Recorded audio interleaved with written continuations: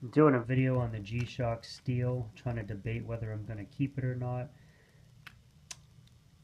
And what you see in the background are what I'm basing my opinion off of.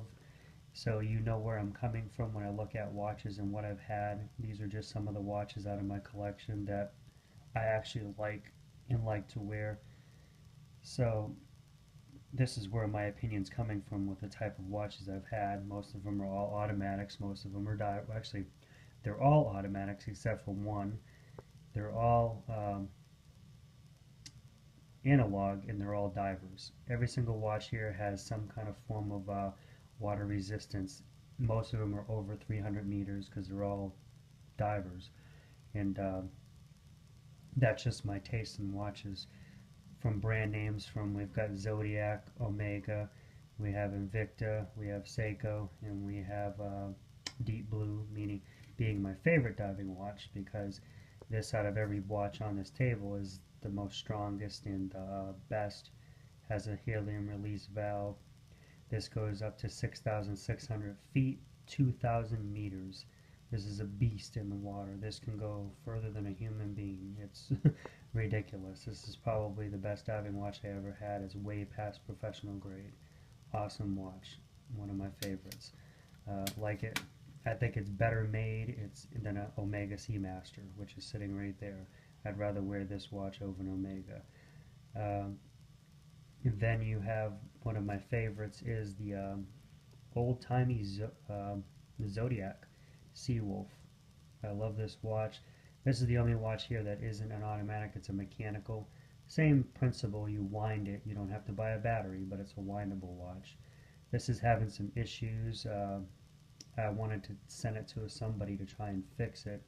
She's old though. I think this is 70s, early 80s. Might even be later than that, but I know it's an old watch. I had it when I was younger and I used to wear it all the time, and it finally stopped winding after a while.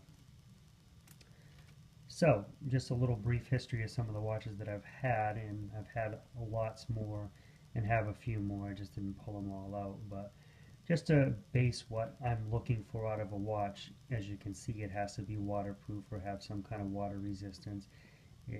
Due to my what I like to do, go kayaking, go canoeing, camp off the water. I like to be out in the weather, so it's got to be weather resistant. It's got to be able. It just has to have a lot of things to do with the environment. So basically, I was turned on to this and another G-Shock called the Mudmaster. And that doesn't mean that these are the only two G-Shocks that fall into that category.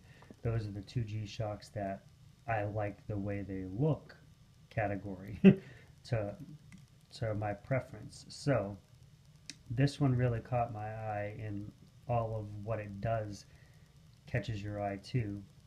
You know, having that's an awesome light, LED light. I like the analog part of the watch. I like the digital part of the watch. This one has the negative digital, meaning that the background is a lot less illuminating than most digital watches, and that's where Casio has they call it the negative display, but basically in layman terms that means it's just dimmer and illuminates a little less than normal. But it's cool looking because it kind of gives it that darkened look and blacked out look, but it's not really blacked out. It's got a lot of other little things going on for it. Really not going to get into the operation of the watch. There's a ton of YouTube videos out there with it. It's more or less whether I'm going to decide to keep it, and I've got to really look at this watch and study it, and then the next one I got coming, the Mudmaster, and just really got to decide which one I'm going to keep. Either this one or the Mudmaster. And hard decision because they're both excellent watches. And there's a couple ups on this watch, being that it is a solar power watch and it's got a 10-year battery life possibly, and then versus the Mudmaster I got coming, which only has like a 2-year battery life. So there's ups and downs to both, and I really got to consider the Mudmaster has a compass and it does a little bit more than what this watch does. There's just ups and downs. It's really preference and style in what I'm going to choose. So if you want to help out, give me your thoughts on the G-Shock Metal or the G-Shock Mudmaster, and just to get a conversation going, pros and cons of why you think I'd be better off sticking with the Metal or the Mudmaster. But I will have the Mudmaster probably in 2 days, and that's where I'm sitting at, because I'm on the fence. I really want both these watches, but I can't have both of them. I gotta pick one and be happy with one of them, and I'm just trying to really make that decision to where I can be happy about it.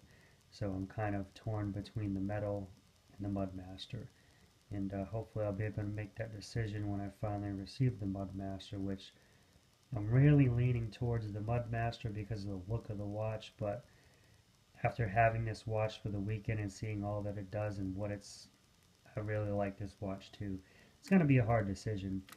But there you go, guys. Just my opinions of the G-Shock Metal. Excellent watch. Really like everything about it. But it's going to be a hard decision. Take it easy, guys.